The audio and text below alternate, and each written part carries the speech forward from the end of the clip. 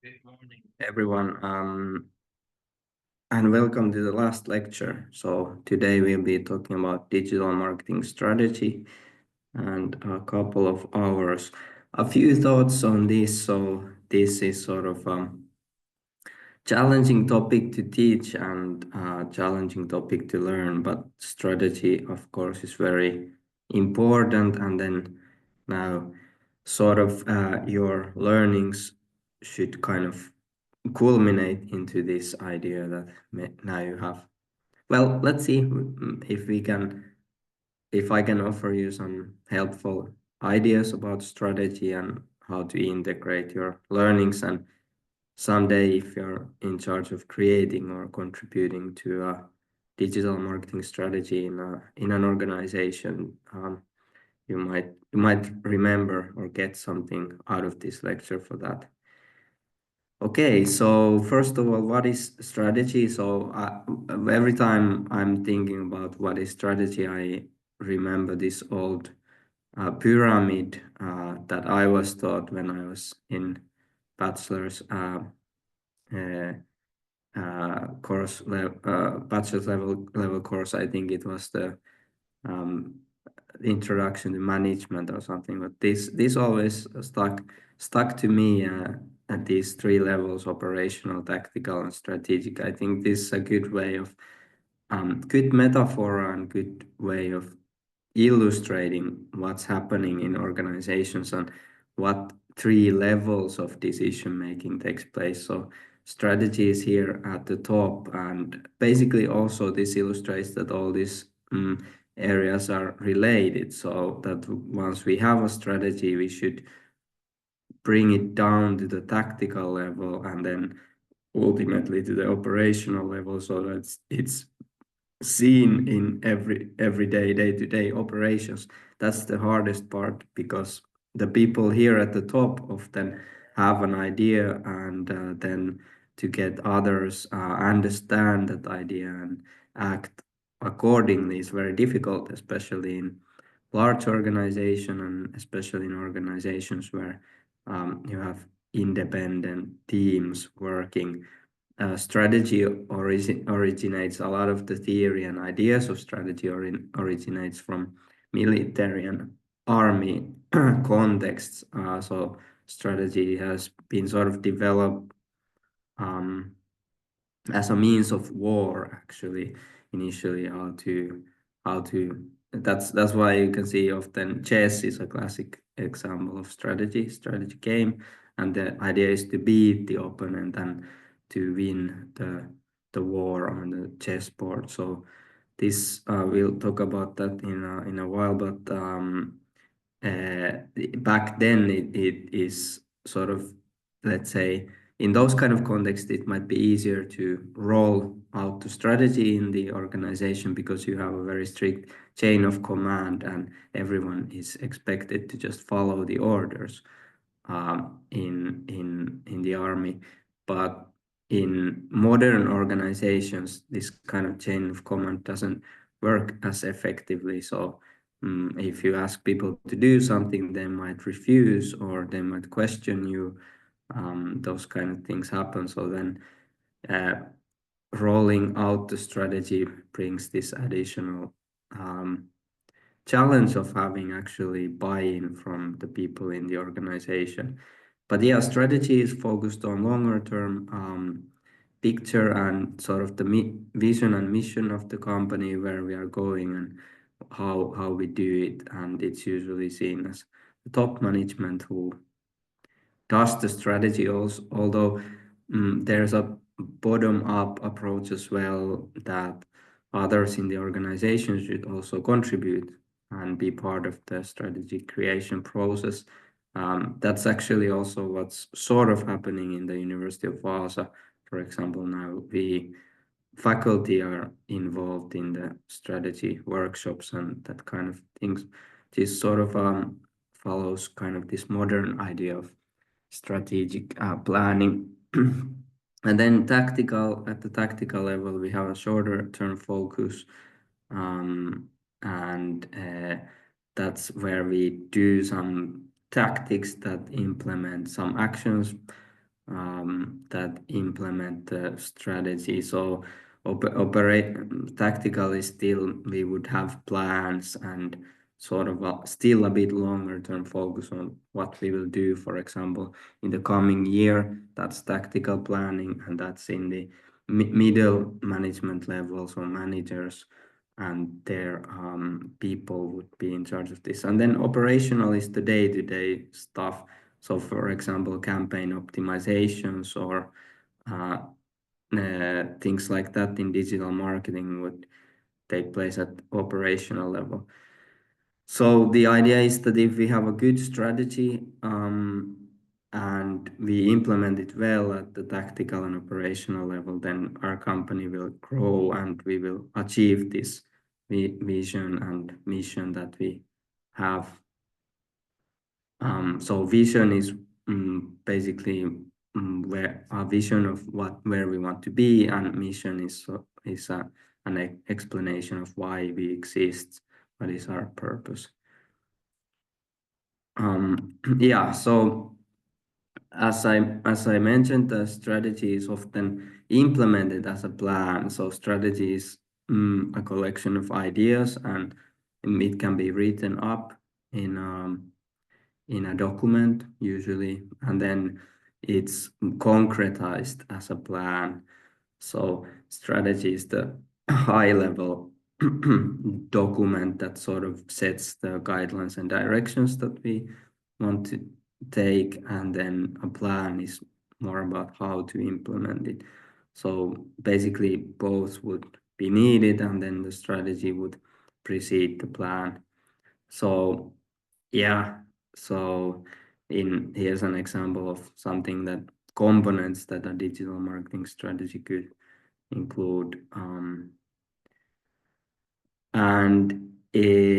And also this idea, maybe just as an explanation, often you hear strategy being used in digital marketing or marketing in general, but it's used sort of in a loose manner. They're actually talking about tactics. So, 5 strategies to winning your customer. That's in this puristic idea of strategy, those would be 5 tactics to win your customers. So the strategy is the big thing, and then tactic is the smaller thing, but it's often loosely used in industry, which can be a bit confusing because strategy is a larger, broader concept than tactics. And then so for example, a digital marketing strategy could be to leverage social media influencers. So influencer marketing is one strategy. So is it a strategy? Is it the whole digital marketing strategy based on influencers? So often you would see that then people go on and list a bunch of other tactics, and those are also tactics and not strategies. But it's also possible that for example, influencer marketing could be the whole digital marketing strategy in a way that the company really sees this tactic as their strategy. They really emphasize the influencer marketing and they invest in it, and then the other forms of digital marketing they might either not do or do them very little. So it is possible that an individual subfield of digital marketing becomes the whole digital marketing strategy, especially if it works well. So there are several companies, for example, that use influencer marketing as really their strategy. That's their digital marketing strategy, is completely based on getting these right influencers to promote their products, and it can be very successful. Oftentimes it's not the case, though. Oftentimes we have this digital marketing mix, so sort of a portfolio, and we try to develop all these subfields like SEO, paid search, and social media, and so on. And that balancing and handling that mix would be the kind of a strategic level question, the choice of the channels, and then in a tactical level, based on the results, we would then adjust the budget allocations and so on. So yeah, those subfields are also, of course, connected. So when we talk about strategy, we shouldn't think about all the blocks, building blocks in isolation, so to speak. So then we have social media, we have content, we have search engine optimization. Those all share some kind of similarities. So basically the activities we can do can serve multiple channels. So content we produce can be distributed in social media. It can be in our blog to entertain or inform our audience, which would correspond to content marketing, and then it also will be indexed by Google. So it could be used to attract search engine users, so which makes it part of SEO. So the strategic planning in digital marketing requires sort of a broad understanding of the dynamics between the subfields of digital marketing, because then we can design more effective processes and structures that will support kind of getting the most out of digital marketing efforts. And then, yeah, of course, everything requires analytics. So eventually we need data and information of how things are going, and we need to adjust. So maybe you've heard the term like every plan fails when it meets reality. So this is the same idea with strategy. Every strategy sort of, we have a preconception, and then in reality how things work and how people react to our actions, how different channels work when we actually get information and data from customer behavior, then we really might need to adjust heavily. So strategy also can be seen a fluid thing, like a starting point. It depends a little bit on the case. Sometimes we have to really solidify the assumptions that we make in the strategy, because we cannot easily revert things if we are building things or starting new data centers or whatever. Those are huge investments, so all of a sudden we cannot take them back. So some decisions we make might not be reversible. So they require a lot of deliberate research and planning to mitigate the risk of them being wrong decisions. But when it comes to digital marketing, things like budget allocations, which is a common case in digital marketing, those kind of decisions should be quite fluid. So if at the beginning of the year we say that the budget for this channel is this and this many percentages of the total digital marketing budget, then throughout the year when we observe real results, we should be ready to revisit that number and adjust it based on the performance. So digital marketing strategy is a bit more fluid when it comes to implementation, and it requires this adjustments, especially because many times we have assumptions. We might have assumptions about customer behavior, assumptions about our offerings, assumptions about our competitors. Those assumptions might not always be true, but when we make the strategy, our thinking is based on those assumptions often. And of course, it might also be based on data, past experiences, information, some industry reports, and so on, that we use as a basis. And those are helpful sources of helpful tools for strategic thinking. but still, when facing reality, those assumptions might prove to be misleading. So that's why it's extremely important to have a feedback loop, so that once we start implementing the strategy, we can still adjust the actual tactics and actions that we take based on the observed real performance. And I mentioned earlier the idea of influencer marketing, for example. So yeah, this is an interesting idea, and in a previous lecture, in the SEO lecture, I mentioned that many companies are built on the existence of Google, because Google is such an affordable marketing channel that through the organic traffic and through the especially previously inexpensive search traffic, these companies could operate at a cost that allows their business model to work.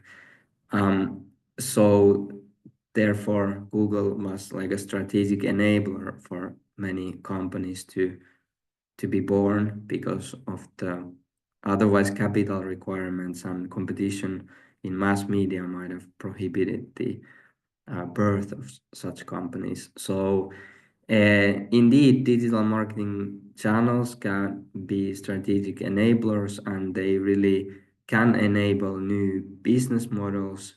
And yeah, TikTok is another example, or social media in general. When something goes really viral there, the effects that the company get can be hugely positive, in the sense of that they couldn't really use any other form of marketing channel to obtain such popularity. This little bit rarely, or more rarely, works in countries like Finland, because we have very small consumer markets. So sometimes it's difficult for us to actually understand this, but in bigger markets like China or the USA, really the consumer markets are so huge that something can blow up and really turn a specific product owner sort of a millionaire overnight. It's just because of the markets being so much bigger. It's very different. So yeah, really, it is sometimes, instead of portfolio thinking, it might be a whole idea of a business might be to focus on a specific channel. And especially nowadays, yeah, this influencer and social media avenues are extremely potential. Of course, they're extremely competitive as well, but it's a winner-take-all market in a way that it's extremely hard to succeed, but when you succeed very strongly because of the scale of the platform. And yeah, so the typical way is to do many channels simultaneously. So we just think that, okay, we have to take all this. Let's take SEO, let's take PPC, let's take social media, let's take in social media, let's take all this: Instagram, TikTok, YouTube, and it's like, we're just listing a bunch of things, and then we figure out, okay, let's do one post per week in Facebook. And it might be that kind of strategic thinking might be very actually counterproductive, because you're just listing things and then you're basically choosing everything, and then you're just doing something, one post per week. So what? Most companies will not gain any advantage doing that. Maybe they might get 50 views, 100 views, and nobody will buy based on the post. So it might sound good, right? That we are doing a lot of things because we are covering all these channels.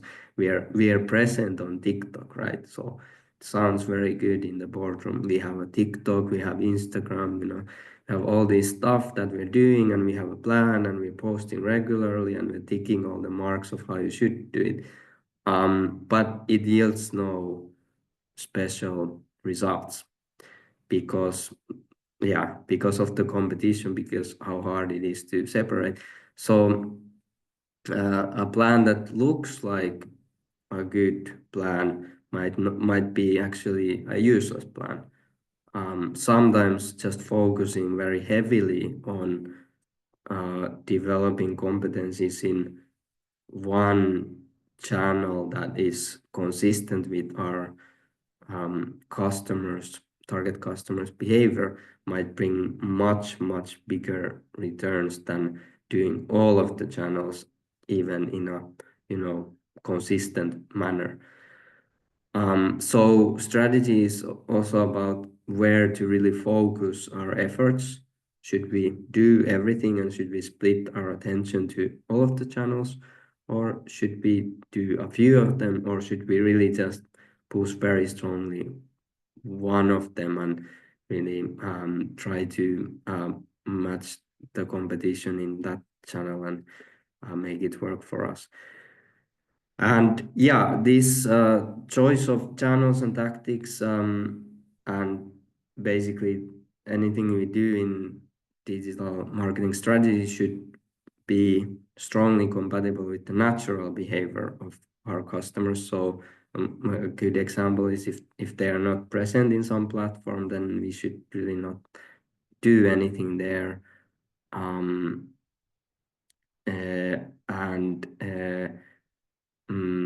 If they are, then yeah, we should. So never swim contra current, sort of. This is a little bit the same idea as with the UFO, so user-friendly optimization, which is good for algorithms in general, that we try to think of the user's perspective and then align our actions to it. And by doing so, we are aligning our actions also with the algorithm, because the algorithm is doing the same thing. Its target is to make the user experience good. And if we are contributing to that, our success in the platforms is likely higher. But this is from the strategic point of view that we shouldn't really go against trends. We should ride the trends and we should draw from the trends rather than try to maybe create the trends or change behavior. Changing human behavior is extremely difficult, as for example public health officials and professionals know, because for example having someone to stop smoking is very difficult, even though they know it's detrimental to their health. So it's rather try to accommodate people's behavior rather than changing it. So yeah, here's actually this is from Claude. I asked it what's the typical strategy in digital marketing, and this gives a good stereotypical view, right? These LLMs give a stereotypical idea of the world and what has been written about strategy. So stereotypical is sometimes bad, sometimes good. In this kind of case, when we want to learn about strategy, it's sort of good because it's summarizing everything that's usually thought to be part of strategy. So yeah, goals and objectives, target audience analysis. You could basically just follow this, and for a given business case, if you are tasked with a digital marketing strategy planning, use this as your headings, and then spend some time thinking on how in that specific business case each of these headings should be addressed. And yeah, here again is the problem that like you can see in the example, it's just listing all of the channels. So this is the peril really of the strategy, that you're not thinking really outside the box. Because we could just create a standard digital marketing strategy and then apply it to all of the companies in the world, right? So every company would do the same with the same channels and with the same ideas, and that would that's actually pretty much what's happening, right? Most of the companies are running all the channels and then just doing kind of standard things. So that's definitely one approach that's happening in the world. And it is because of the indoctrination. Like, for example, this course, I'm teaching you some subfields of digital marketing. So now it's easy for you to think that these are the ways, and now if someone asks you to create a strategy, you're thinking about these ways, and maybe you're thinking the more I put, the better. But yeah,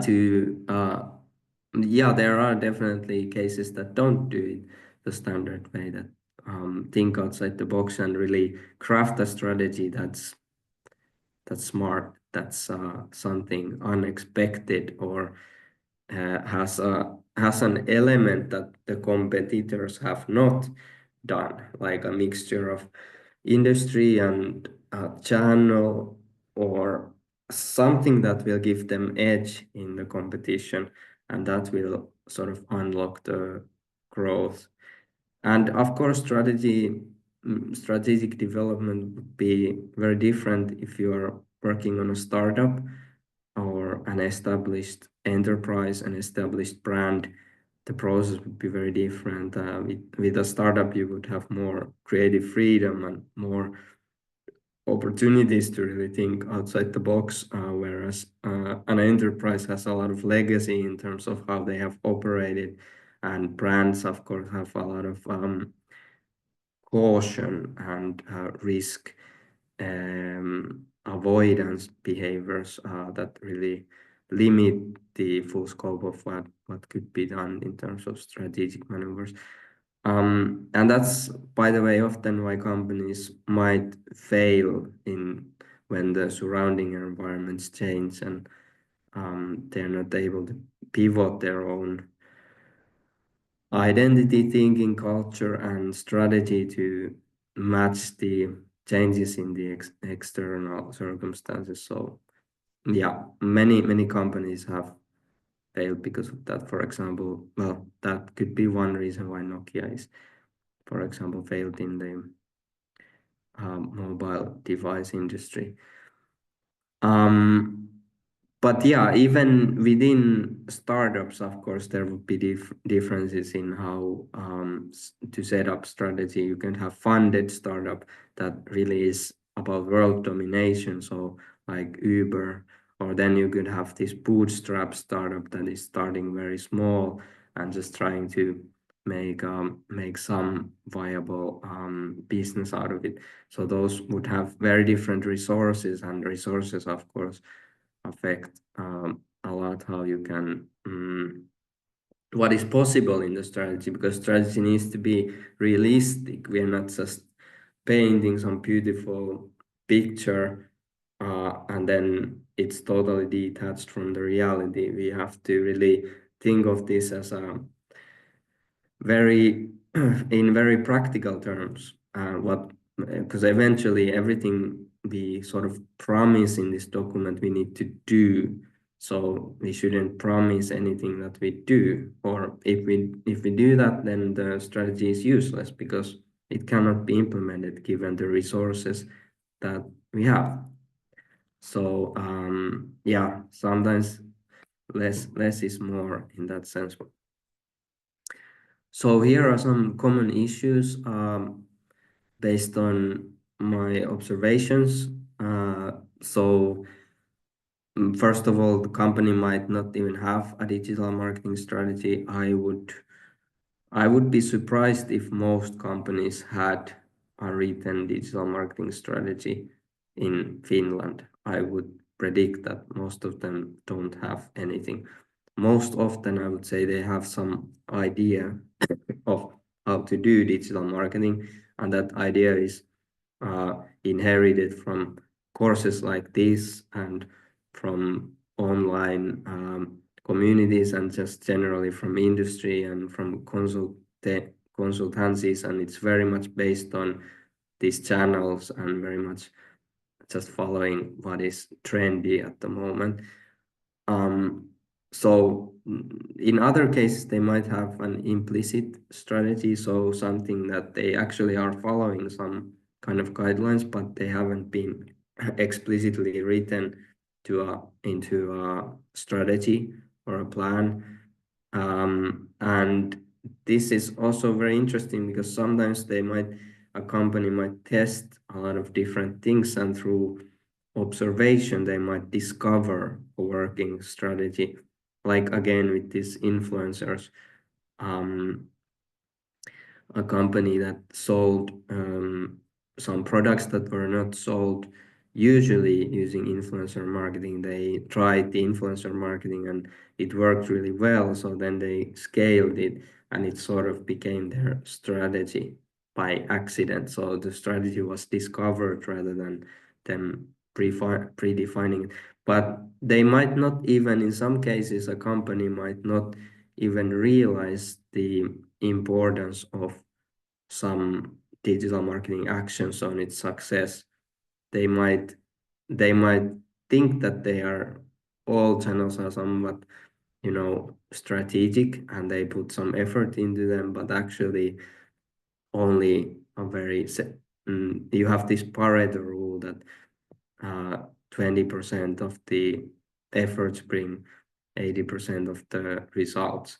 So this kind of dynamic often apply they apply to a lot of things in the nature and also in humans societies and human behavior and human environment. So in this case, it means that often a lot of the actions we do in digital marketing are not producing positive return, but those that do then compensate for the rest and make it work. So it's often people might do a lot of things and not even realizing that a lot of what they do could be cut off and the company could do just as well without those extra things. But the challenge is to identify which activities actually are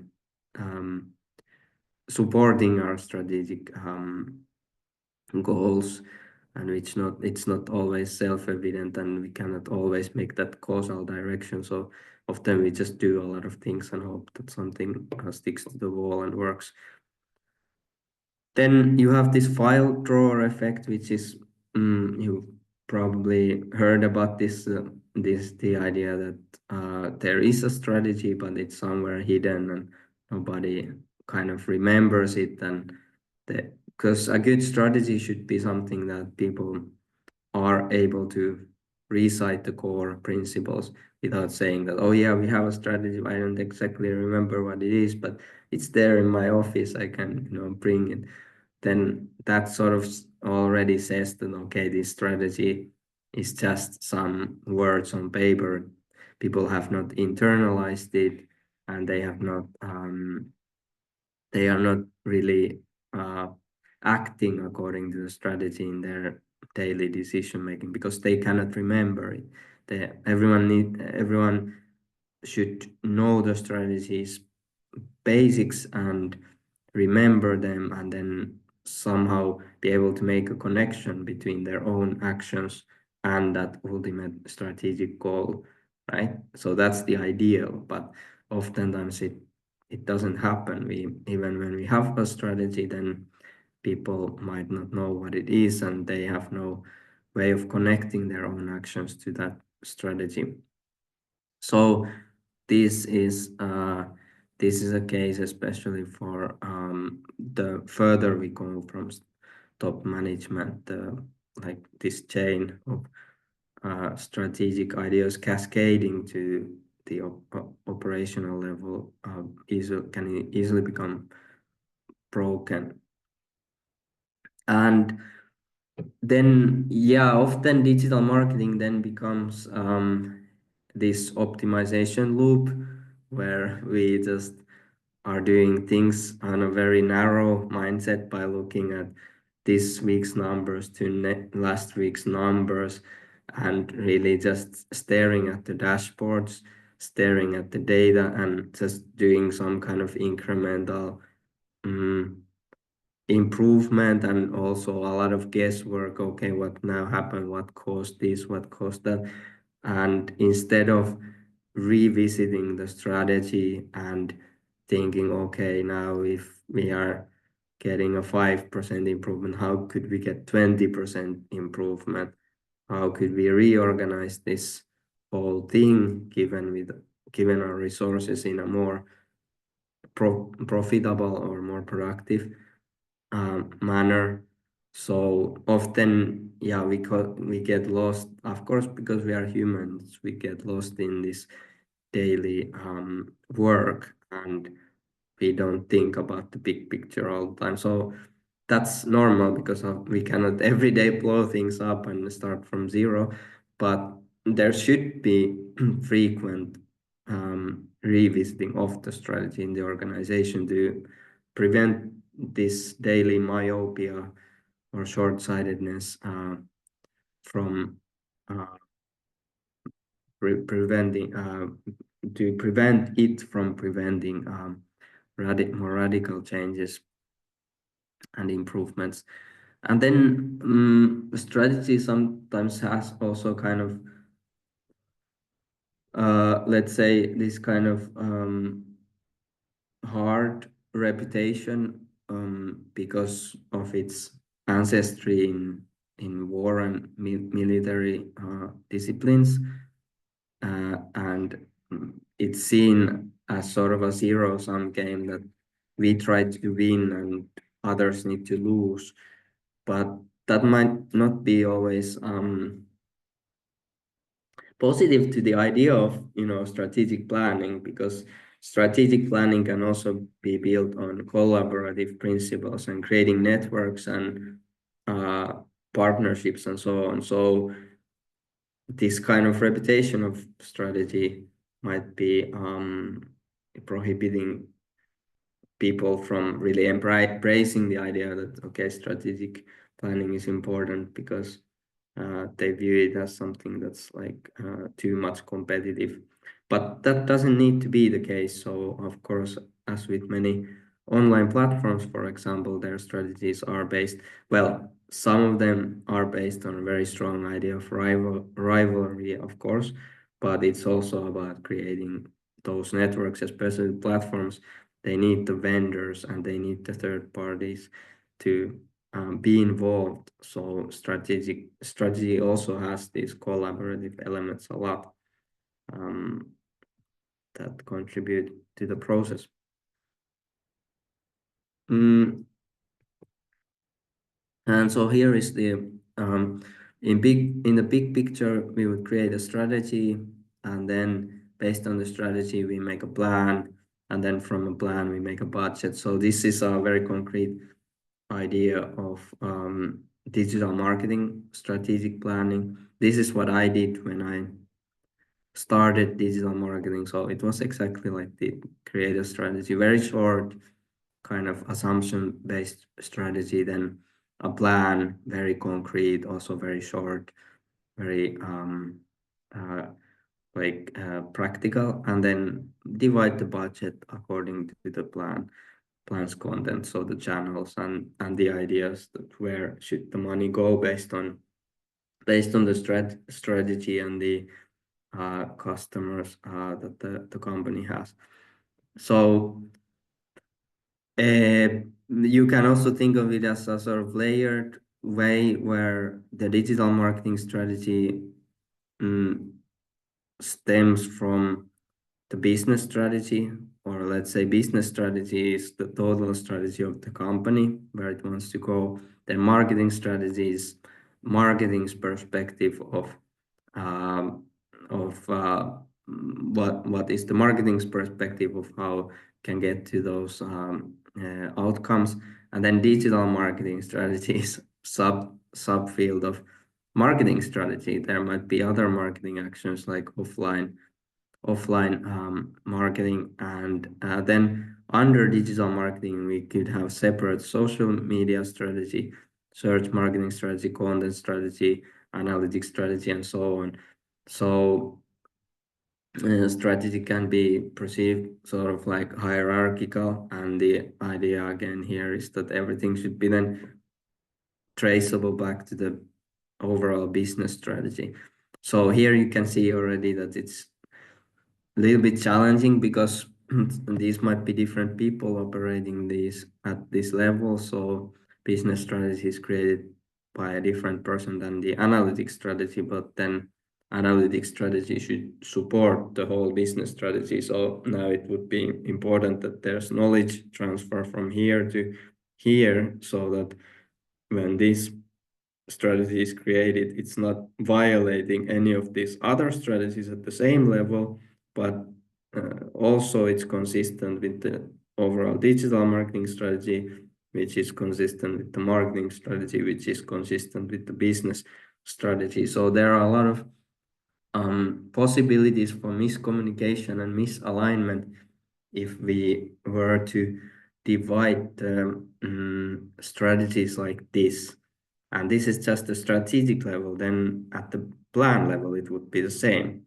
You would need to have analytics plan, content marketing plan, search marketing plan, and then budget. So digital marketing budget, digital marketing budget, social media marketing budget, and so on and so on. So it becomes a little bit complex. So with the full complexity of this, I think very few organizations do this kind of full-scale strategic planning for digital marketing. More commonly, they have that business strategy, then they might have some marketing strategy, but they don't have any more these specific digital marketing strategies. What they then might do is do the budget division, that okay, we have marketing strategy and it also has this digital component, and the digital component has this and this much budget. And then people will try to figure out, okay, how do we spend, how do we allocate that budget to reach the marketing KPIs? So that's usually or more often the case than really having a very fine-grained strategies at each subfield level, because it's very hard to align, and then this also would require a lot of time and communication cost to manage. And then I mentioned about this connection to objectives. So Google has this, Google was very heavily sort of pushing this idea of OKR, and they followed it, and I guess they still follow it. So these objectives and key results, it's a way for them to try to align all the teams. So Google, for example, is split into a lot of small teams, which is also, as far as I understand, also Facebook works in this way. So they have quite small units, maybe only a team of 5 people, but they have a lot of those in different business areas in charge of different things. And those teams sort of have a lot of autonomy. They can decide on a lot of things. And then of course they have managers, product managers, and then higher up and VPs and so on and so on that they report to. So there's this hierarchy for sure, but there's also a lot of autonomy there. And this idea is that they need something very simple to manage that complexity, right? So the simple way is to have objectives, like here's an example: become the market leader in customer satisfaction for our industry. So that's the overall objective. That's part of the coming from the company strategy. So these kind of objectives are sort of fairly easy to keep in mind, right? Remember, the hardness of strategy is that you have very complex things and it's difficult to roll it down the organization. But these kind of objectives that are clearly written are easy to internalize, easy to remember, and then connect them with the key result.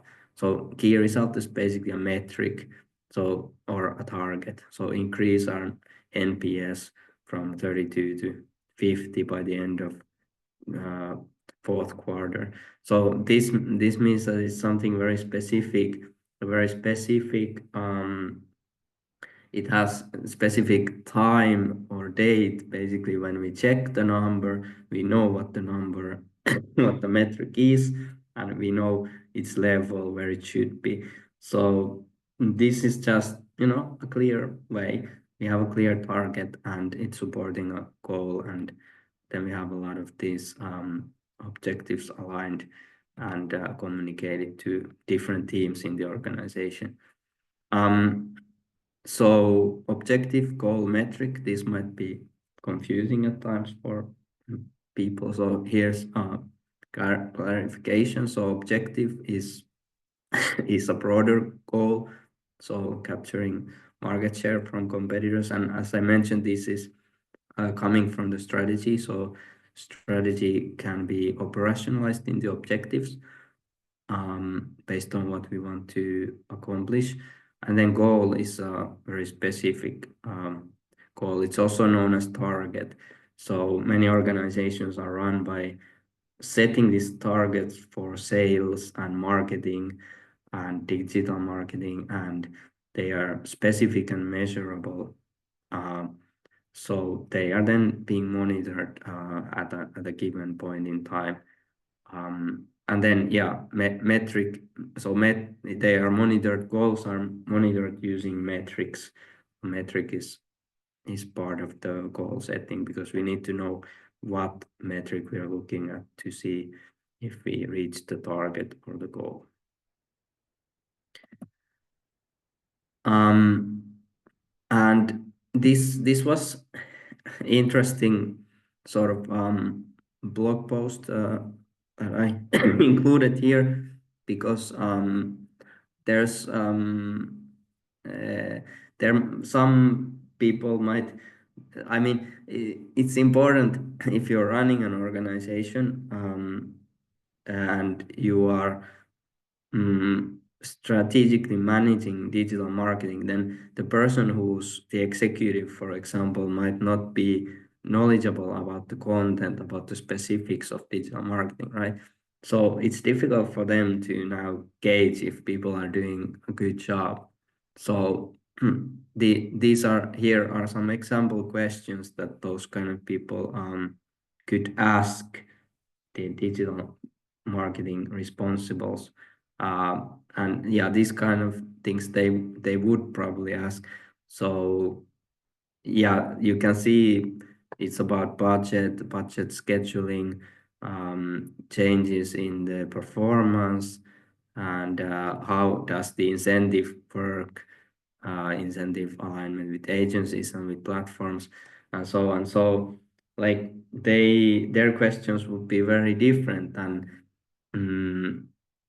the strategic people's questions could be very different from what you are reporting in your daily operations. You might be looking at CTR, ROAS, different metrics, reach, so on and so on, but they don't care generally about such metrics.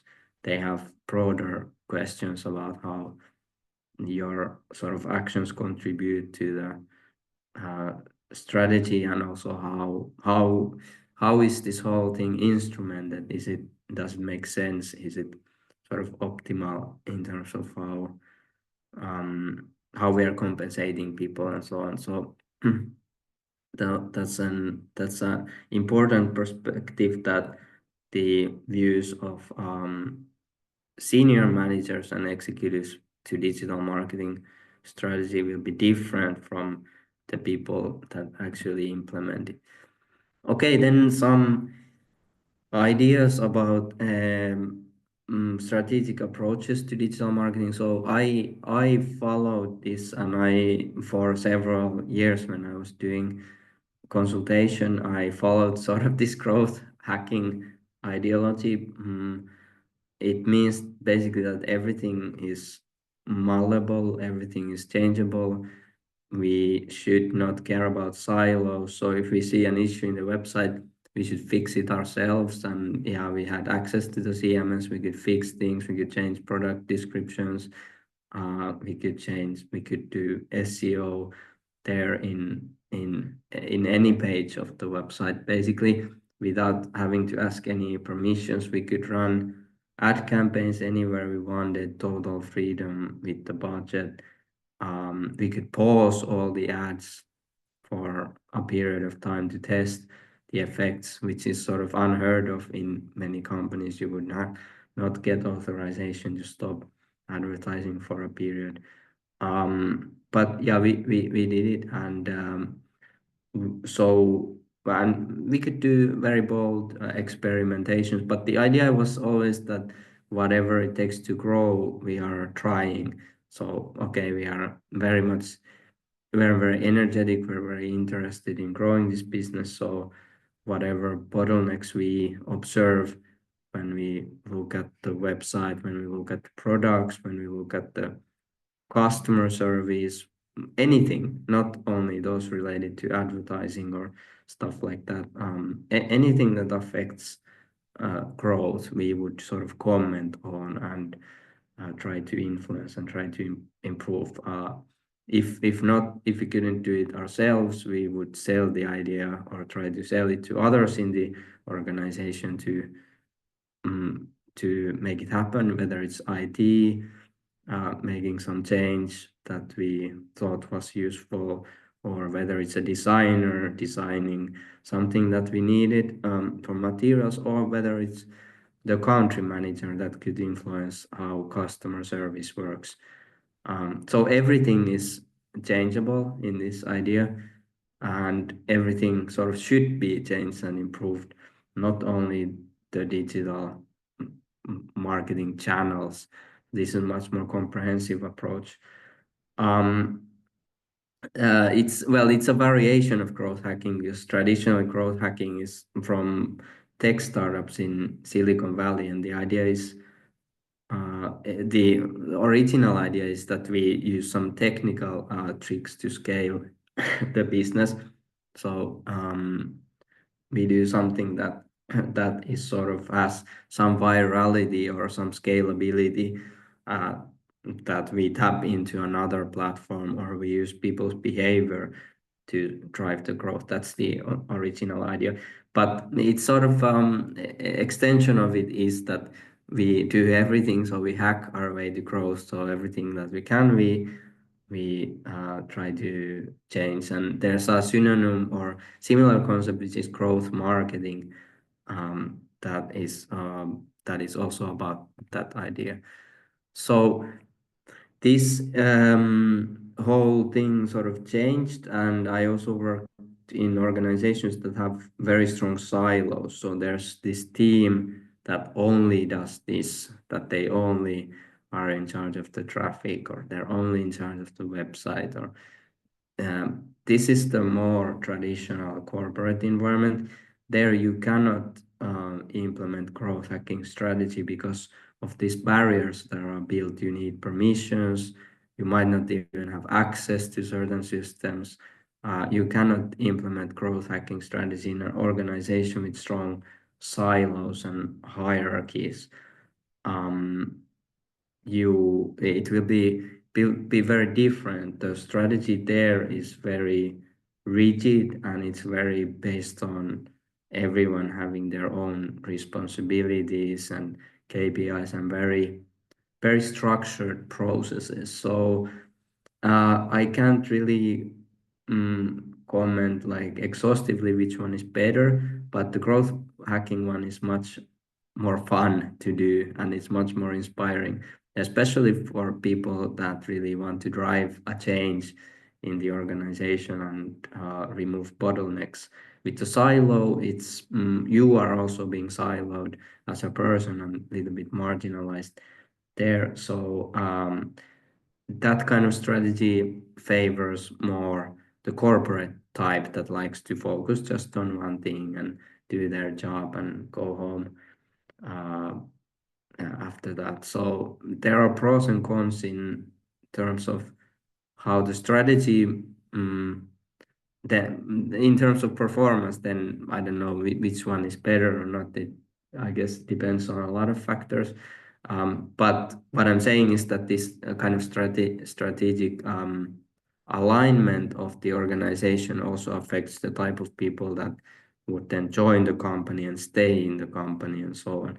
But at the strategic level, we can really influence this organization.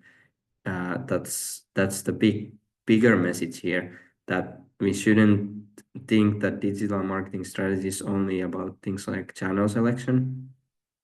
It's also about how do we um, instrumentalize it, what kind of organization we create, right? Do we create flat hierarchies? Do we give willingly people access? Do we, when they give ideas that are outside their box, do we take those ideas further, or do we tell them that no, just stick to your expertise and don't comment on anything else? So strategy becomes also a question of how to build the organization and how to build the organization culture. And this is very crucial in many businesses that rely on professionals and attracting and maintaining and retaining the talent. Also, it's sort of a strategic thing, right? So depends on how we instrumentalize the things. Okay, then we also have this idea of marketing assets, which I sort of liked and wanted to mention. So here is the idea that when we do usually marketing, we are spending money, so that money disappears. Poof. We pay for the ads and we pay for the impressions. What do we get? Nothing. We get maybe the traffic, right? So the asset idea is that you are building an asset, something that grows, right? So can we quantify, sorry, can we quantify the digital marketing efforts such that we are measuring how our assets are growing over time?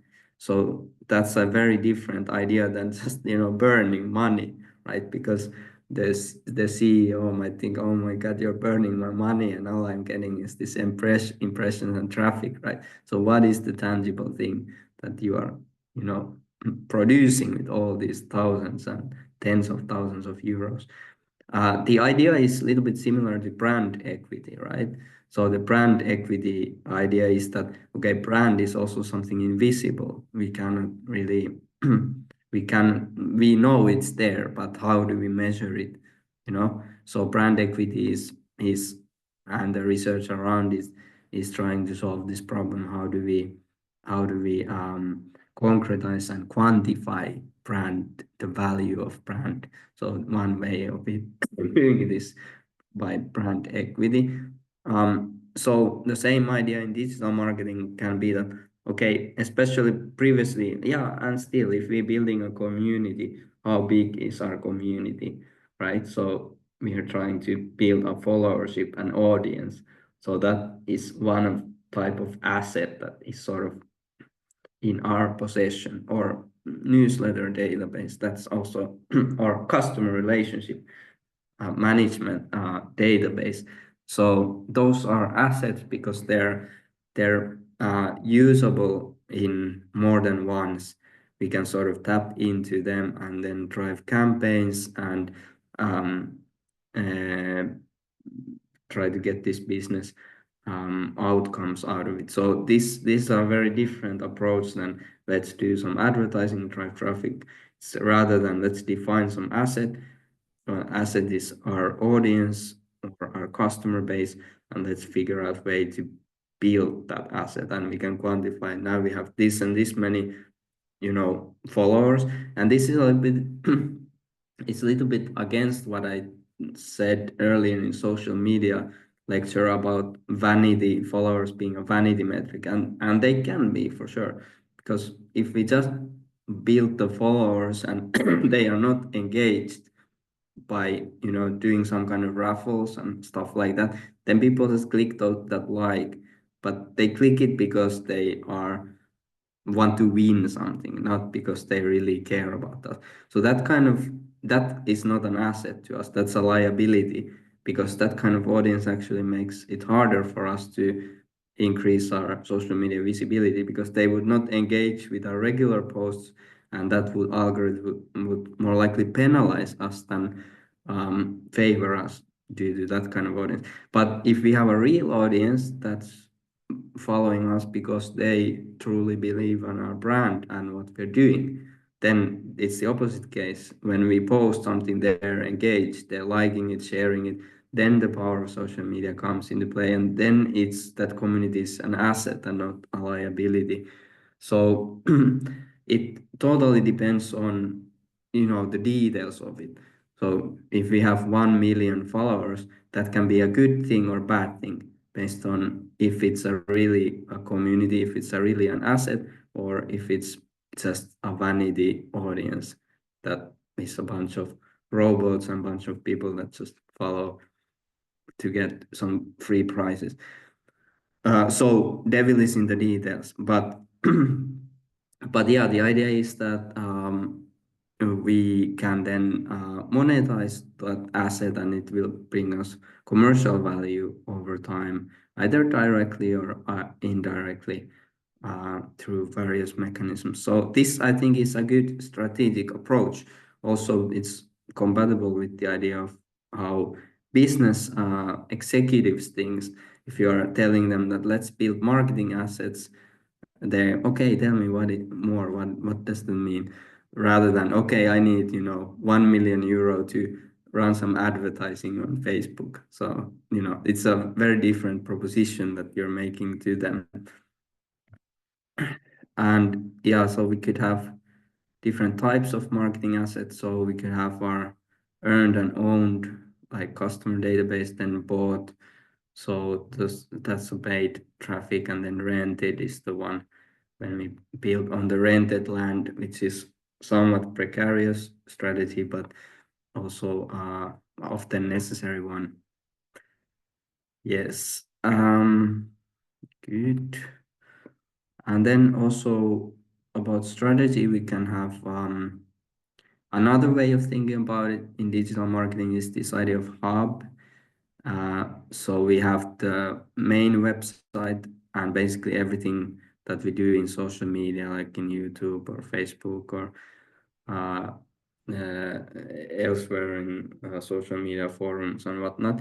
They all kind of are aiming to drive the traffic and get the main website boosted. So this and we can have also blogs for SEO purposes about the industry in general and so on, and those can be based on different domains.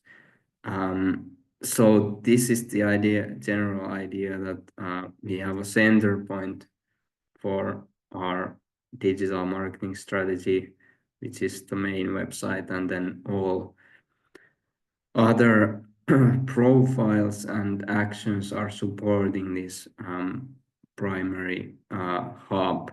And then the hub idea also goes to that when we generate content in this, for example, YouTube, we can somehow leverage and integrate that also in the actual hub in the website. So yeah, this is sort of like a traditional way of approaching digital marketing. There's also this newer strategy called zero click or no click strategy. Sorry. And that's built on the idea, especially from the SEO community, that Google and many of these platforms, well, Google is, for example, showing a lot of information already on the search engine result page, right? So it's showing already the weather, it might be showing the price, it might be showing different information to actually decrease the probability of a person to click to the website because they already received the information on the search engine result page, right? So they might not click forward, and Google is placing higher prominence on that kind of information. It's showing a lot of these future snippets, knowledge panels, and local information. So if we want somehow visibility in Google, we might not necessarily or we shouldn't necessarily think about how Google can drive traffic, but rather than how can we get the real estate even in this informational and like these snippets and other elements on the page that do not result in clicks. So the number of clicks from Google is like decreasing overall because people are getting the information. So so it means that we should sort of accommodate that trend and also create our website and content in such a way that it can be easily indexed and included in these featured snippets and other content that's other forms of displaying content on the search. So so this is one example, but another is Instagram, TikTok. Transitions to website are very rare, right? So people clicking to the website from those platforms happens quite relatively rarely. They just stay on those platforms. It's much rarer than in Facebook, for example, where this link clicking behavior is more common. So, but those platforms like Instagram and TikTok are still huge potential marketing channels. So to go there, we should maybe adopt this no-click mentality, because traditionally, if we look at this hub type of thinking, based on this, if we have this as strategy, we are looking at now at Google Analytics and seeing TikTok brings no visitors. So the conclusion, it's useless. It's not supporting our main hub, right?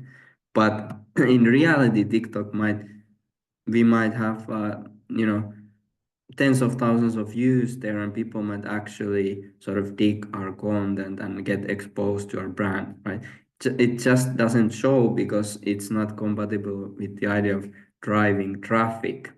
So now we should measure it somehow differently. We should think about it differently than with the hub strategy and the traffic driving paradigm, which is sort of still the dominant paradigm. So that's why this zero-click strategy has emerged as an alternative to the hub way of thinking. And then also, sorry.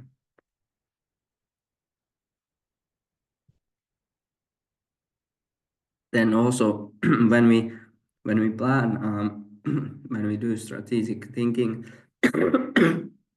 it's important to examine our perception of customers or people in general. So often marketers have this idea of people as targets. So they think in terms of target groups. And they think that people are quite passive. So it's enough for us to repeat something, or people are somewhat, stupid, that they can be manipulated by different tricks. And and if we take away, for example, this case that was last Friday's, one of the teams observed the missing return button in the shopping cart, and I mentioned that it's an example of conversion optimization where you take away choice because you think that now people don't have choice, they will proceed to purchasing. It's how silly idea is that? Like, you think that people are completely stupid. Like, if they want to still browse the store, like I also often want to check still if there's some additional products. Like, I will not just automatically go and proceed in some kind of process because you take away my choice. But so this often might be a mentality in marketing that we perceive, and the same with retargeting. Imagine those ads where you visit a website and then they follow you and you see the same product dozens of times. So they think that I'm now stupid. I already saw that product already one time. So you just think that you're gonna show it to me 10 times and now I'm going to magically buy it. So yeah, it's based on this mechanistic idea that, you just people are kind of easily swayed into things.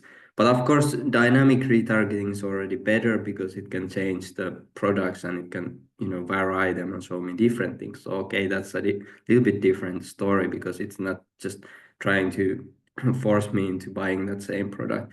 So a little bit more nuanced perspective of people. But anyway, so that's often what is kind of characteristic of marketing thinking, especially marketing practitioners. They don't think of people as agents that are really active and thinking and actually smart people. And this is I think a big problem when we design digital marketing strategies and implement them. So it's actually detrimental. We don't have enough uh, understanding of what really drives people, so consumer behavior and consumer psychology. So those are still play a major role in something as, let's say, boring and cold as strategic planning, because the assumptions that we have there for why something works or why we even want to achieve some kind of mission, it all relates to humans, it all relates to people. It doesn't relate to, tools or platforms or campaigns or those are just all frameworks for people to act. And when it comes to business, the main people are, of course, the customers. So so definitely strategic planning and implementation needs to incorporate a realistic understanding of people as who they really are and why they are behaved, rather than having a very mechanistic view of people as just this mindless robot consumers that will uh, buy whatever that we have. And yeah, again, the same thing with the tools. So when we when we implement or operationalize the digital marketing strategy, really the tool focus is a novice mistake, that if you are looking about something, you just go, okay, what are the tools? What are the tools? I've seen this so many times, and you're not really thinking about what are you trying to accomplish. The right way, okay, you might need tools, but before going to any tools, you need to make requirements list in your Excel, right? Again, the beautiful Excel. You need to know what you're looking for, what you want to achieve, and then you go into the tools rather than going into those tools blindly. Those tools need to support your um, implementation of the strategy, and your strategy shouldn't be driven by what the tools enable you to do. So that's why first the thinking and then the tools. Okay, then some ideas about implementing digital marketing strategy. So I mentioned previously that this budget is a common way of approaching digital marketing strategies in practice, and that's true. Whoever sort of holds the budget has a lot of power in deciding. That's one thing, but secondly, that's often where things culminate in organizations have marketing budgets, and then marketing budgets have a share for digital marketing, is the usual scenario, and then everything that we need to do will be funded from that digital marketing budget. It sort of comes, this is very much connected to money when we talk about digital marketing strategy, how we manage that money, how we make that money sort of grow and return more money. And then, yeah, that's pretty much it.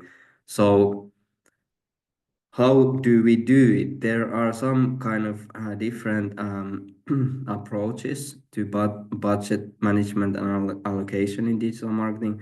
So there's fixed versus flexible budget. For example, the fixed budget is that you are given a lump sum for example, 200,000 euros, and this is for the next year. So now make your planning according to that money, and then we need to figure out how to allocate that. Flexible case, they will tell you, okay, you spend any money that you want as long as it is profitable. So they might say sales need to grow by 9%, and then your cost per revenue needs to be below 7%.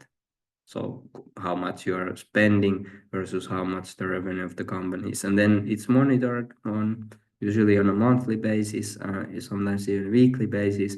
And then as long as you're hitting those goals, you can spend 10,000, 50,000, 100,000, whatever, as long as you are under those targets. So usually it is this cost per revenue that they track, and then there might be other, which is, for example, the year-over-year sales growth that also needs to be. So those are typical targets in especially in e-commerce based of businesses. And then parity versus assumption-based initialization sounds complex, but it just means that, okay, if you're thinking about running Facebook ads and Google ads and then TikTok ads, now how do you decide at the beginning of the year how much money you're going to put into all of this? So the parity idea is that you start from the same level. So 1/3 to TikTok, 1/3 to Google, 1/3 to Facebook. And then, of course, you would adjust those as the results start to come in. So TikTok is doing better, let's increase its budget. Google doing worse, let's decrease its budget, and so on. You could also have assumption-based initialization, which means that you might know from past experience, okay, Google Ads actually outperforms other channels typically. So we will put more money there. We put 50% to Google Ads and 25 to TikTok and 25 to Facebook. And yeah, that might be you might get faster to what is kind of like the optimal mix. And then you have the explore versus exploit ratio. So there might be new channels that come in that you might want to test, or something new campaign forms or whatever. So those are uncertain. You don't know how well it works. So in budgeting, we call this contingency. So there is some contingency, like extra budget that we can spend, right? So you might have, and then this explore versus exploit is an idea from the algorithm world, but it's basically exploration is that we test new channels, and exploit is that we use the existing ones that we know are working already relatively well. So for example, you could have 15% for your exploration budget. So then when something new comes in, like for example, TikTok launches e-commerce shopping feed campaign format. So now you can use that budget to test, and it's not sort of taken away from your existing budget. So this is one way of budgeting. And then how frequently should we update our allocations, right? So if we started with that 30% split with the channels, how frequently should we adjust? Sorry. And it might be, there's no right or wrong answer. I think on a weekly basis is often too frequent for many companies. I would at least let things run for at least a month, often or more, because that's also one, let's say, common mistake that people do in digital marketing, is that they test, for example, Facebook ads for 2 weeks, and then, oh my God, I spent 1,000 euro there and I didn't get anything. It doesn't work for us. Let's cut it, right? So they get scared because the results are not immediately coming in. So this is a problematic for anything that's strategic, right? Because we should have long-term focus in strategy. And if it's like kind of a wishful thinking to think that something works immediately. So it's much better to think in longer terms, like for example, 6 months ahead. We've had 6 months and we've had also 1 year. For a whole year, we said, okay, this year we will try TikTok uh, as a marketing channel. So whole year, we are not going to, after 1 month, we are going to look at all costs, this and this much, and the return on investment is this and this. So no, let's not do that. We're gonna try and improve the whole year, and at the end of the year, we'll sum up the whole year, our experiences, our results, and see how then decide if we want to continue or not. Because especially for new channels and something that we haven't done before, we have to give it some time. So often, yeah, people make this mistake that it's not working immediately, so it's not working for us, and then they kill it, and then they go because then you go to the next thing, it's also not working, you kill it, and then so on and so on. Nothing ever works at the first try, so you will never get anywhere if you just quit immediately. So I would advocate for longer periods, even six months to a year when we are trying something new.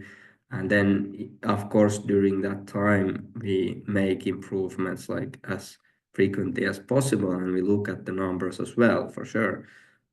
So it's not like we just let something running for a year and then look at the end of the year how well it did. No, that's not the case. We try to make it work as good as possible during that year, but we will not make a final determination before the end of the year. So yeah, that's my advice. Then also this idea of media versus labor, so media cost versus working hours. So this is important when you're managing the budget because you might have so media cost is what you would pay for Google or Meta or TikTok for those ad platforms. So they charge you a credit card for some amount of money for that visibility and traffic that they bring. But then you have other cost factor, which is the people doing the work. So it might be people working in the organization, or so their salaries might be included here. It depends a little bit on the budgeting policy of the company. Some companies only calculate into marketing budget the media cost, and the people's salaries and so on are not included. But then they might include agency costs, which are the money if you have external agencies you're outsourcing and they are taking care of your Google Ads, for example, and you pay them, then that might be again factored into the budget. So there might be different conventions, but the main point is that also the labor is a cost factor there in the budgeting. And then you might also there are cross channel effects which make it a little bit interesting to allocate these budgets. Sometimes you have if you have a big you would have a big traffic campaign, for example, on Facebook, and you drive a lot of traffic to the website, and then you would have very effective retargeting in Google. So then they might not buy immediately, but later Google is sort of bringing them back and they purchase. So now Google gets a lot of traffic credit for those conversions, right? So I call this the leeching logic. And the leeching logic is basically that when if you set up just retargeting on, your campaign performance looks awesome, but it's because of that channel basically stealing the credit from other campaigns because it's just running retargeting. It hasn't acquired any one of those customers. Actually, those people probably had already at least 50% decision made before that channel sort of intervened. to grab the credit. So these are kind of interesting dynamics when you're doing allocation, because some channel might look really good on the numbers, like return on ad spend. Another might look really poor, but actually the poor one might be contributing to the success of the good one. So if you cut the poor one, now all of a sudden the good channel also drops, right? So these kind of dynamics are actually quite hard to observe, because you cannot directly observe them from Google Analytics or from those ad platform analytics either. So actually, there's no good tool at the moment for this kind of media mix tracking. So the MMM is where its analytics is sort of heading, but it's still, I would say, not mature enough for a very tactical decision making. And then we have sorry, we have pros and cons for in-house and outsourcing. So I mentioned previously that you might have, of course, cost if you are using agencies to run your campaigns and channels. So there are pluses and minuses for uh, having a dedicated in-house team that takes care of all the channels versus using agencies. You could have one lead agency doing all of the stuff for you, your whole digital marketing, or then you could have specialized agencies doing different channels or mixtures of channels. So the the overall picture is that there's no right or wrong answer to this, and of course it obviously depends on people. We cannot say that agencies are good or bad. I've known both. I mean, I've known agencies that have really passionate and good people, and when they're assigned to your account, they really do put a lot of effort and actually bring in value. But I've also had experience of agencies where people are not that good. They are a little bit sloppy. They're not that interested in your case. They're more interested in billable hours and so on.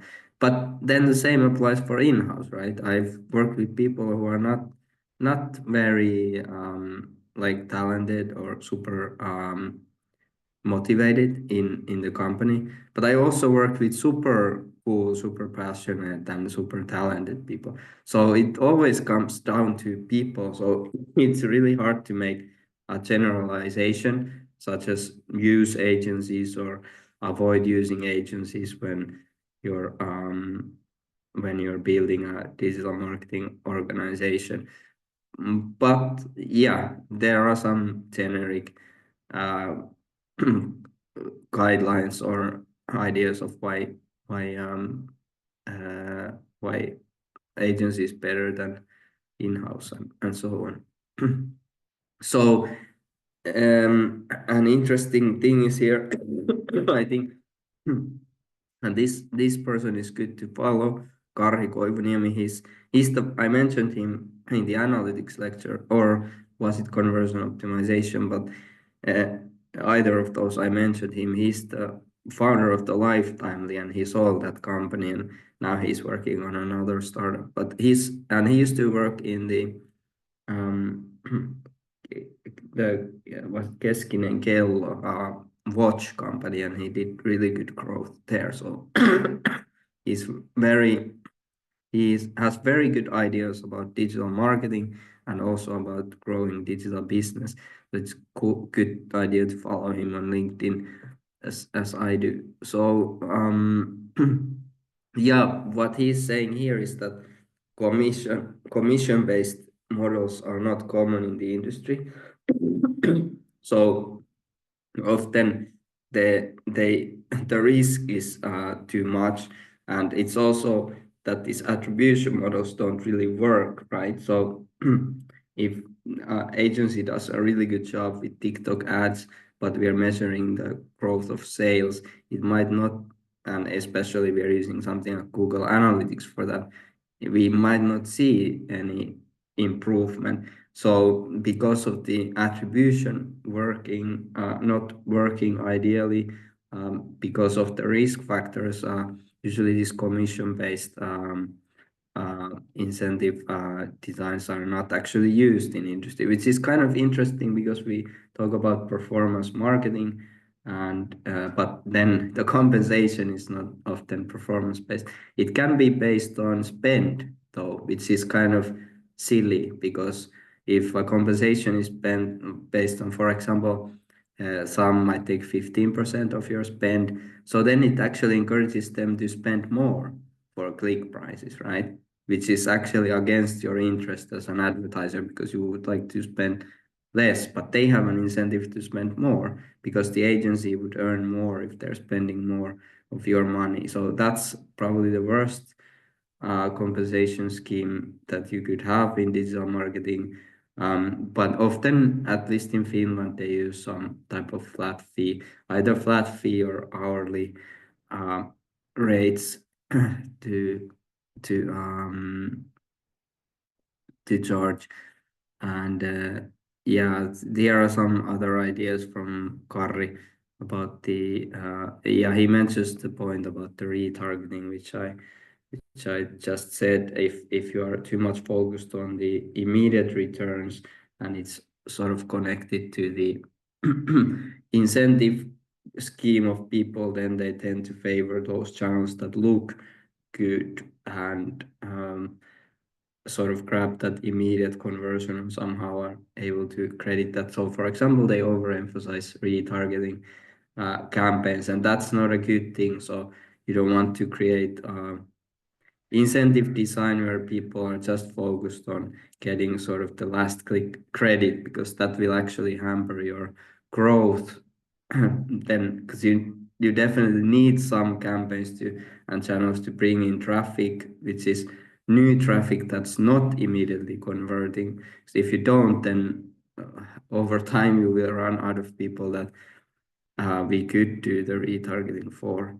So unfortunately, we should not be very too short-sighted about this goal setting, and we should really be appreciative of the fact that we still need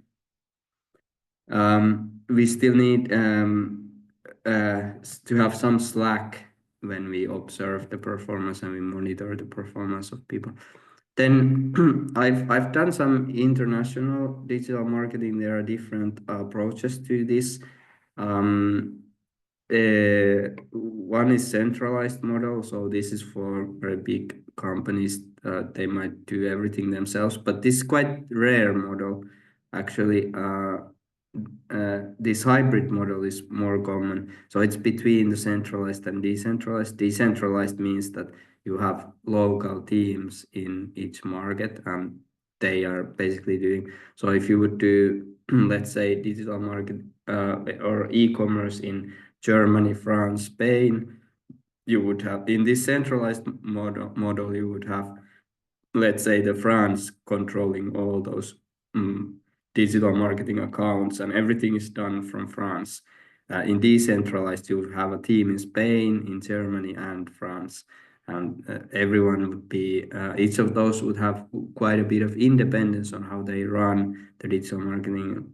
They would have, they could decide a lot of things by themselves. So this hybrid model is more common, that the French headquarters would set up the strategy and guidelines, like for example, materials, and then the local teams in Spain and Germany would implement those. So often it means that you have support functions at the group level. So you might have IT service center in that, basically managing all the websites, infrastructure and the technical side of it in France, and also you might have designer service in France. So basically then German and Spanish, they would contact those when they need changes, and then they would sort of, those service centers would prioritize the requests and then implement according to the prioritization criteria. But there still would be certain independence in how, for example, budgets are allocated at the local country level. And then in bigger, really global organizations, you might have continent-specific sort of offices. So this hub and spoke model.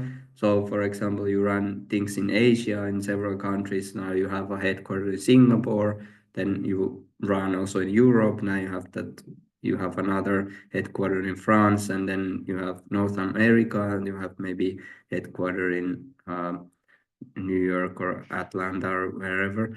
And then those regional headquarters are sort of coordinating the countries in that same cultural region. And this makes sense, especially when we have cultural differences and time zone differences and so on.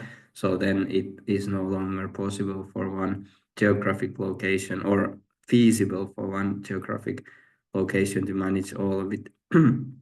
We might have also completely network model where we just have a local specialist and local agencies in every market that we serve that take care of the practical digital marketing operations.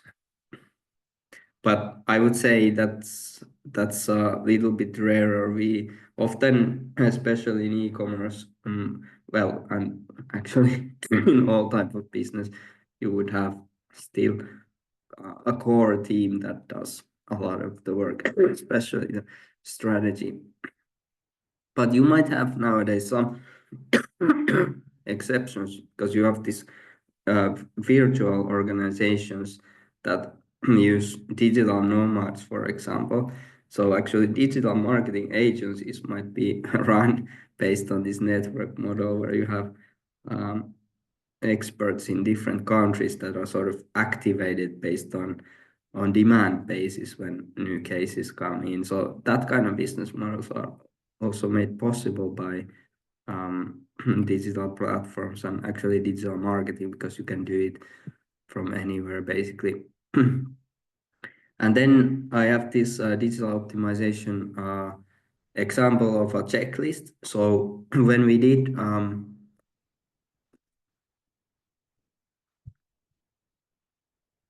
did active consultation, we came up with a checklist. It's not this one, but it's similar to this one. And then the idea was to go through it on a weekly basis.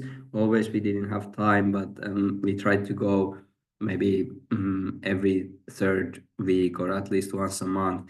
So the idea is that when you're managing digital marketing, you have a checklist that, okay, let's go through all these areas and see how the big picture looks like. And this approach was very, very useful for us, because every single time we looked at something, we could observe some actionable points, right? The point is only to get something actionable. And then immediately we would write emails to people that, hey, we noticed this, could you help us fix it? Or could we do this thing? Or here, or often, or sometimes also like, good job. We noticed that you did, we noticed from the numbers that this one worked really well. Good job. So that's also very important, right? Because you need to give credit to people, and often you get lost in the details.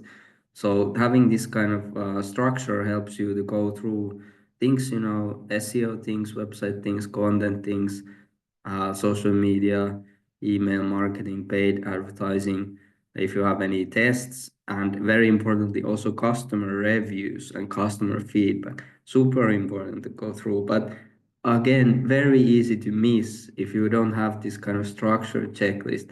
So there are a lot of areas, and as a manager, your company does a lot of digital marketing activities, but so how do you get an overview of all of it? And often people approach this problem through dashboards, which I personally don't like that approach, because now you're assuming that it's enough to look at some dashboard with all the numbers, and then because it's often like, okay, now you have those graphs there, now you have those numbers and tables. So then, okay, so what caused this, right? So how we would go about it, we would actually look at the newsletters of the company that they had sent, right? We look at the newsletter, okay, newsletter frequency and the content, what's in it. Okay, this looks good. And then you can log into the new newsletter system and see the click-through rate and unsubscription rate and things like that to sort of validate. But a lot of it is based on qualitative. Also, social media. Look at the social media feed. What are the posts? How well did they do? It's based on qualitative. It's not based on just looking at some dashboard, because then how can we get the actionable insight from the dashboard? Okay, yeah, Facebook had 55,000 views. So what? Like, where does it come from? Because we need to go through the organic post to see what is their content, how well does each post perform. Then we go through the ads and we look at the ads and we look at the same thing. Okay, here are the campaigns, here are the ads. So we look at things and we try to interpret on the go what made something work, what didn't make. So dashboard can actually hide the reality from you. So you're just staring at some numbers, but you have no clue. So worse analytics is analytics that's not actionable. So, and then the dashboard thing is often followed by this idea that then someone asks, why is this number like that? Why is that graph like that? And then the person on the other side will invent some story, because they didn't also go and look at the details. So they will invent some story that, oh yeah, now this and that, and it becomes like a pointless meeting. So I prefer this optimization checklist over that, and actually going through the actual content, the actual plans, the actual published material, the actual customer feedback, to get those insights and then immediately take action on it, to give credit to people, to suggest improvements, to fix things where you can. This will be a very valuable and productive way of approaching digital marketing management. And we also had this high tempo optimization. So with the optimization cycle, as we discussed, different organizations and companies follow different intervals. But in my experience, at least for small and medium-sized businesses, even 1 day per week with a full focus on the optimization efforts, and again across the board, um, is actually a very good solution. And why I say this is because of two factors. One is, when you do some changes, you need time to accumulate results, right? So if you all the next day you're gonna already make something else and interpret, it's too soon. You need to have that several days of observation time to actually make a determination if what you did was good or not. So this weekly cycle is actually perfect for that. This week we did hell of a lot of things, on Friday. Next Friday we're gonna look at the results and we're gonna do again hell of a lot of stuff, right? So we don't need to every day do things, because that's kind of like, then we are never having this peaceful time when we are observing the results. So that's good. And the second thing is that we had this logic of, again, the Pareto rule, the 80-20, so that actually when we work 1 day per week very actively on an account, we can get 80% of the performance relative to someone working on it every day, because they would be working on it every day. Their tempo is really slow. And then again, like I mentioned, they have to still wait for the results for those changes and so on. So actually, it's not that effective, the time spent. So this was our sort of mental rule, that 1 day high tempo optimization day, and then that produces 80% of the results relative to kind of like full-time effort. And it of course is case dependent, and in cases like startups, you might require really to hustle every day to get the benefits, but many companies are not like startups, and they already have an established way of thinking. So anyway, what you can do is like a little bit limited. So this kind of approach with the high temp optimization might work okay. Okay, then so yeah, digital marketing agency management.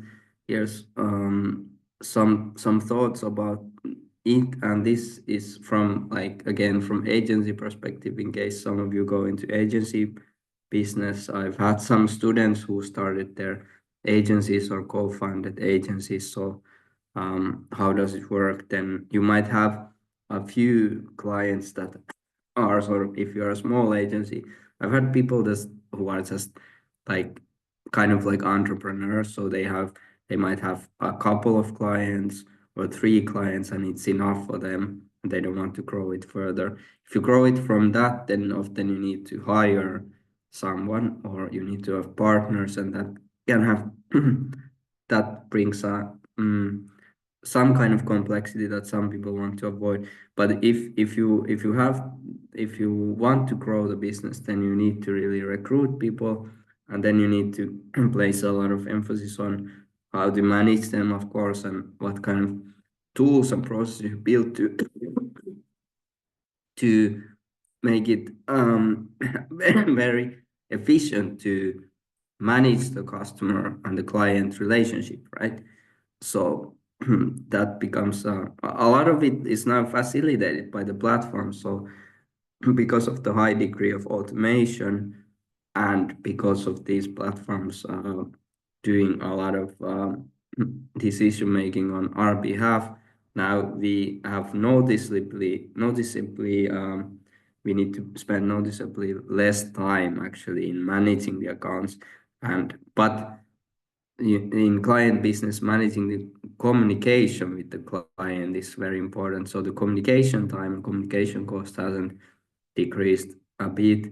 And it's kind of funny and paradoxical because you could do a really good job.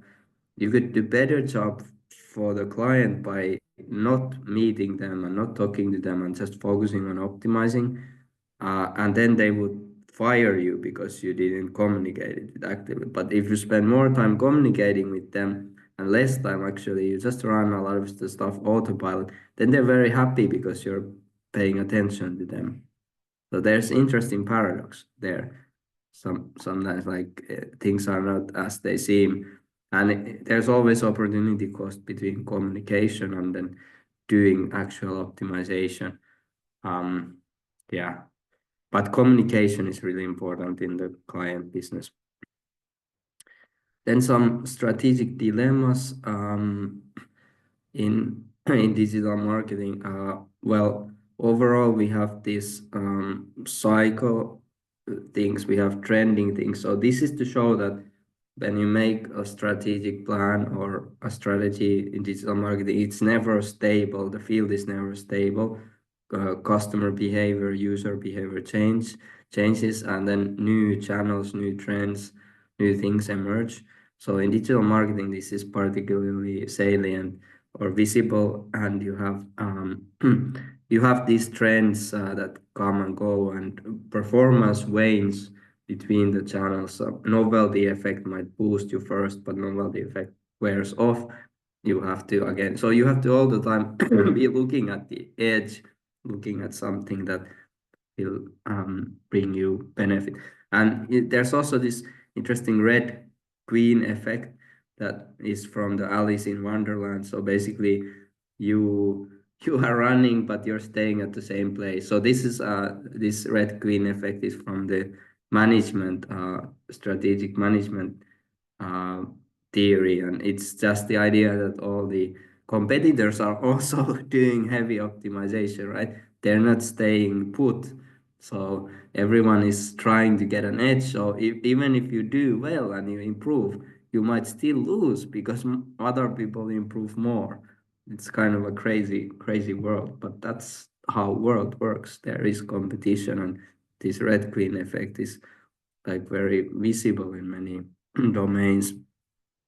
Um, so I think Andrew Jen was the one who invented growth hacking. He has a very good blog. I recommend checking it out.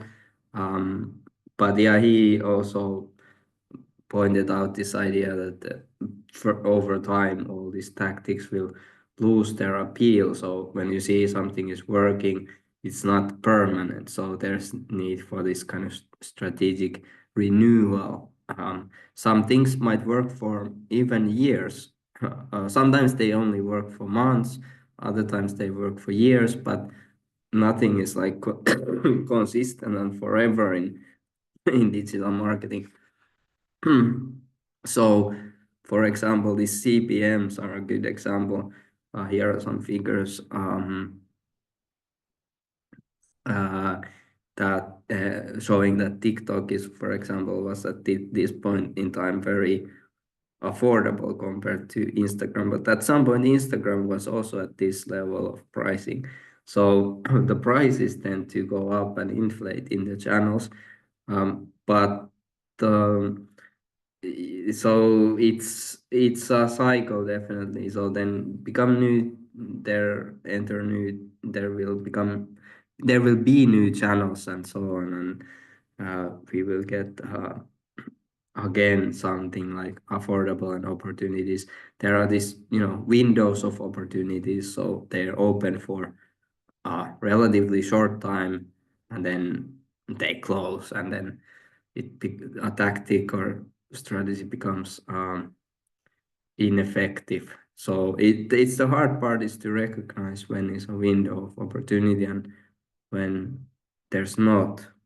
If you are good at that, then I really applaud you, because that will give you strategic advantage in many things in life. And then we discussed already briefly this idea of control and monitoring. The Karri Koivuniemi was mentioning about this, but there's even an older reference. Well, this is well-known problem in economics, the principal agent dilemma. So it's important to know about this when thinking about strategic management in digital marketing, especially when doing outsourcing. So it's a conflict of interest basically between the company. So imagine you're a boss in the company, or you're a manager and you're outsourcing some channel management to an agency. And so the agency might want to minimize time spent if they have a fixed fee. So they get, for example, 3,000 euro per month from your company. So they want to spend as little time as possible with your account while still hitting some decent performance so that they can serve other clients. They can serve as many clients as possible. Or then they might want to maximize the time spent. So if the compensation is hourly rate, so then they want to spend as much billable hours with you as possible. So and sometimes and of course you want to maximize the results and you want to minimize the fees. You don't want to pay them really any more than necessary. So this relationship in digital marketing can be characterized sometimes by information asymmetry. So when that agency knows more about digital marketing than you as a manager, it's a problem, because they can sort of selectively, for example, report some kind of metrics that are vanity metrics, or they can emphasize these retargeting campaigns, as I mentioned, the leeching logic, or they can sort of be very passive and use just a lot of automation there that you could basically do yourself as well, right? So so there's this moral hazard idea. They know more than you and you cannot monitor them completely. So the moral hazard is the risk of opportunism, that they might really really just try to sort of benefit from you without doing the actual work. So this kind of thing happens, and there's this conflict of, on the one hand, it's also conflict from the agency side, because sometimes the client might be unreasonable. They might want the moon, but their budget is too low, and then also their requests are unreasonable, and their product is not good enough to really deliver. So like, it's not only that this relationship is characterized by bad agents or bad agencies. It goes kind of both ways, but in this example, you can have it if you're a marketing manager and you're not knowledgeable enough about the details of digital marketing, then there's this risk of the principal agent dilemma. So some ways to avoid that is to have meetings, especially focused on this kind of overall metrics. Like if you know that your sales are increasing, then okay, actually pretty pretty good. Sometimes you don't need to know all the details, right? Because things are going well already. There are also measures in those ad platforms where you might want to have an access and check what they have done. So you might want to have audit. You might want to do audit yourself or by a third party. And also there is often change history, for example, in Google Ads, to check the actual changes that have been implemented in the account.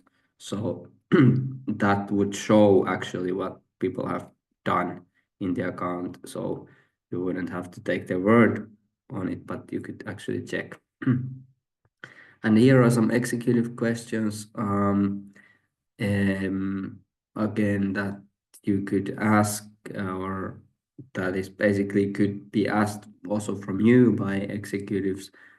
Kind of basic questions to think about when thinking about digital marketing strategy, going from how much does it cost, who is actually seeing the ads, basic questions: how do we measure it, what is the message, what is the call to action, what is happening after we drive the traffic, and how are we competing, and how active are the agencies involved in the digital marketing process. There are also a bunch of other dilemmas here, some of which we discussed. So a lot of strategic dilemmas in digital marketing. The rented land problem we discussed, influencer branding, that okay, maybe influencer, if you choose the wrong one, it might harm the brand, and so on. Cannibalization problem, that if you put a lot of money in paid search, are your organic traffic results hurting, and so on. In analytics, if you ask for more information, you might do good things with personalization, but it might not be privacy proof. And then data-driven attribution might show better results per channel, but then it might inflate the results relative to last click attribution and so on. So there are a lot of strategic dilemmas in digital marketing. Okay, now we are pretty much out of time. I did put down some ideas about the future of digital marketing, but we don't have time for them now. So I will just include them still in the slides, so you can check them out. Here are some thoughts that I had about the future of digital marketing. But now we are out of time, so I thank you for attending these lectures, and see you guys on Friday. Bye.